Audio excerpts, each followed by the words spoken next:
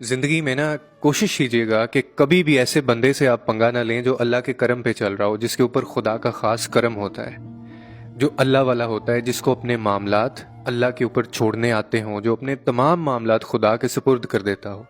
आपको ऐसे शख्स से पंगा बिल्कुल नहीं लेना, क्योंकि ये अल्लाह के करीब होते हैं बहुत सारे लोग। और इशफाक अहमद साहब से भी पूछा गया था एक दफ़ा, उनकी किताब में भी इसका जिक्र है। वो कहते हैं कि ऐसे शख्स से आपको बिल्कुल पंगा नहीं लेना जो करम के ऊपर चल रहा होता है अल्लाह ताला के। फिर उनसे किसी ने सवाल किया कि इशफाक साहब, ये जो करम होता है ये कैसे पता चलता है कि इस अल्लाह का करम है किसी शख्स के ऊपर?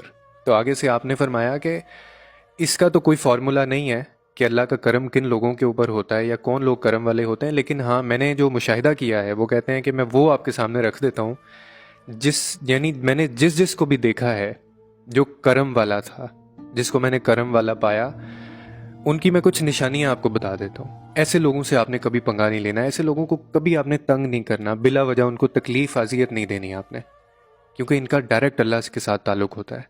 अब उन्होंने कहा वो कौन सी ऐसी चीज़ें थीं? आपने कहा कि जब भी मैंने कोई ऐसा बंदा देखा जिसके ऊपर रब का अल्लाह का करम था, मैंने उसको आजिज़ पाया हमेशा। पूरी अकल होने के बावजूद बहुत सीधा सा बंदा, कभी यानी अपने आप को वो इतना स्मार्ट नहीं समझेगा, बिल्कुल सीधा साधा होगा और अपनी अकल को इस्तेमाल ज़रूर करेगा, लेकिन अपने आप को समझेगा नहीं कि मुझे सब कुछ पता है। नहीं, बहुत ज़्यादा तेज़ी नहीं दिखाएगा, फिर उलझेगा नहीं मामलात के अंदर, आपको रास्ता दे देगा, कभी अड़ेगा नहीं आपके आगे। गुस्से में आप ऐसे बंदे को कभी नहीं देखेंगे, अगर गुस्सा आएगा भी तो पी जाएगा।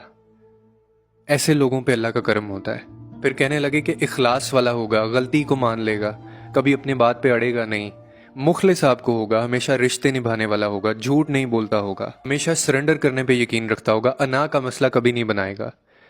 जिसके ऊपर अल्लाह का करम होता है ना, उसकी ज़ात से हमेशा दूसरों को फ़ायदा होता आप देखेंगे। वो खुद बहुत कम आपको फ़ायदा लेता हुआ नज़र आएगा। और हम लोग पहले अपना फ़ायदा सोचते हैं। हम पे खुदा का करम कैसे हो?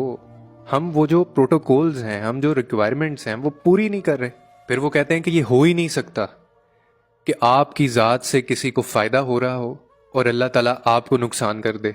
ये हो ही नहीं सकता, ये कानून के ख़िलाफ़ है। कानून कुदरत जो है ना, ये उसके ख़िलाफ़ है, और खुदा अपने कही बात या अपने कानून के कभी ख़िलाफ़ नहीं जाता।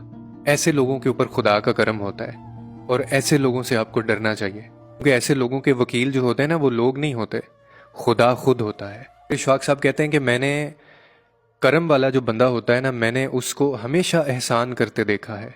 उसका दर्जन जो है ना, वो 13 का होता है, 12 का नहीं होता। हमेशा अपने हक से ज़्यादा देते हुए देखा उसको, क्योंकि अल्लाह के साथ ताल्लुक मजबूत है ना।